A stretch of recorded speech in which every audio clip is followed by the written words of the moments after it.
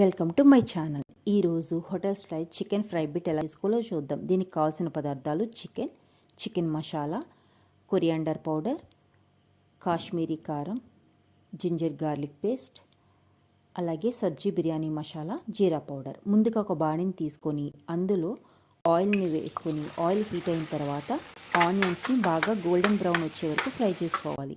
ఈ విధంగా ఫ్రై అయిన వాటిని సెపరేట్గా ఒక ప్లేట్లో తీసుకోవాలి. ఇప్పుడు అదే బాణీలో మరి కొంచెం ఆయిల్ తీసుకొని ఇందులో కరివేపాకు ఫ్రై చేసుకోవాలి. కరివేపాకు ఫ్రై అయిన తర్వాత అల్లం వెల్లుల్లి పేస్ట్ వేసుకోవాలి.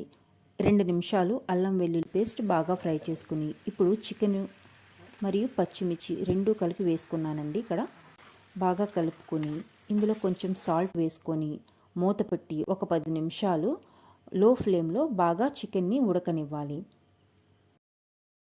ఇప్పుడు మూత తీసి ఇందులో కొరియాండర్ పౌడర్ వేసుకొని బాగా కలుపుకోవాలి.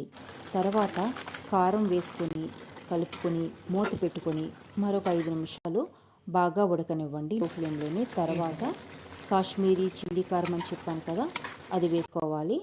అలాగే జీరా పౌడర్ కూడా వేసుకొని బాగా కలుపుకోవాలి.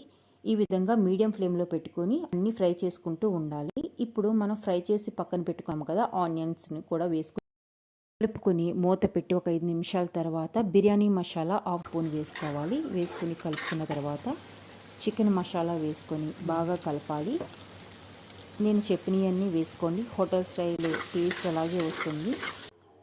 ఈ విధంగా కలుపుకున్న తర్వాత కసూరి మేతిని మాత్రం మర్చిపోవద్దు, హోటల్లో ఇదే వేస్తారు. కసూరి మేతి వేసుకుని బాగా ఫ్రై అయిన తర్వాత లాస్ట్ కొత్తిమీరతో గార్నిష్ చేసుకోవడమే.